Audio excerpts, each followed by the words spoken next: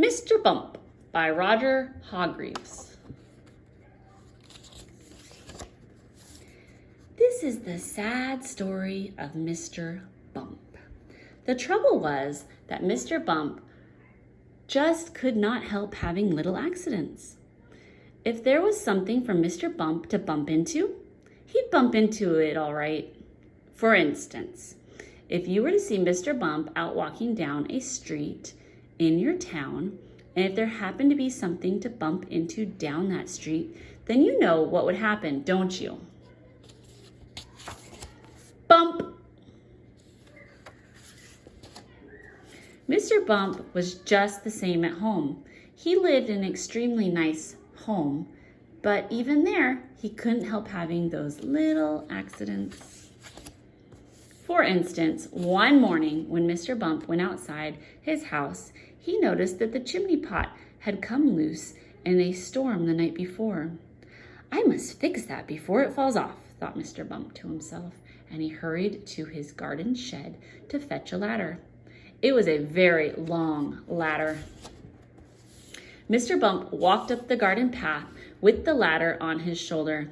He turned the corner of the garden path. Crash went the living room window. "Oh dear," thought Mr. Bump, and he turned to see what had happened.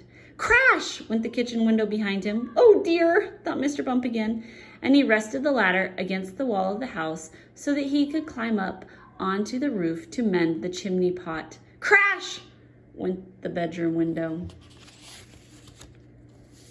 So you can see how Mr. Bump had little accidents. Mr. Bump had had many jobs, but somehow they never seemed to last very long.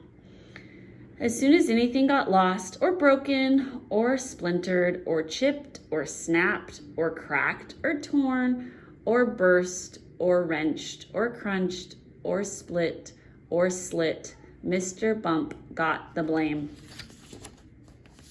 For instance, when Mr. Bump worked on a farm, he tripped over the farm dog and spilt the milk which he was carrying for the farmer's wife, and which the farm cat lapped up. For instance, when Mr. Bump was a postman, he got his hand stuck in a pillar box, and they had to fetch the fire brigade to come and set him free. For instance, when Mr. Bump was a bus conductor, he fell off the bus and couldn't catch it up again, and all the passengers traveled without having to pay. For instance, when Mr. Bump was a carpenter, he found that when he was hammering nails, he hammered his thumb most of the time and the nails hardly at all. In order to recover from his series of rather unfortunate happenings, Mr. Bump decided to take a holiday. There, he could think about what sort of job he could do where he wouldn't be such a nuisance to everybody. So off he set to the station to catch a train to the seaside. While Mr. Bump was on holiday, several things happened. For instance, he fell off a boat into the sea and the lifeboat had to come and rescue him. For instance, one day when he was quietly walking along the beach minding his own business, he got his foot stuck in a bucket. And as he couldn't get it off, he had to walk around with it on his foot for hours. For instance, another time he was walking along the beach. He walked straight into a large hole that somebody had dug, and he had to stay there all night because he couldn't climb out of his hole. However, despite all these little accidents, Mr. Bump enjoyed his holiday. And while he was there, he had a splendid idea about what sort of job he should do. It was quite the best idea Mr. Bump had ever had. An absolutely splendid idea.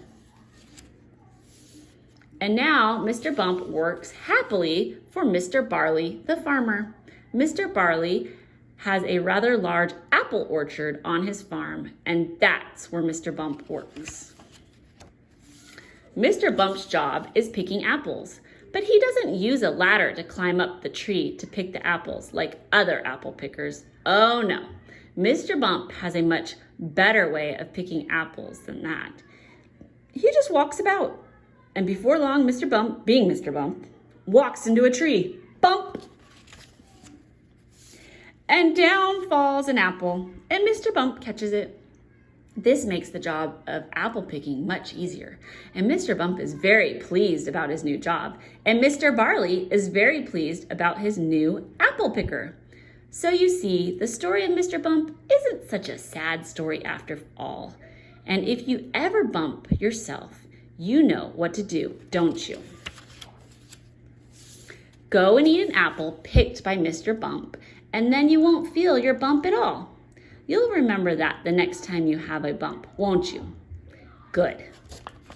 Like and subscribe to listen to more books just like this.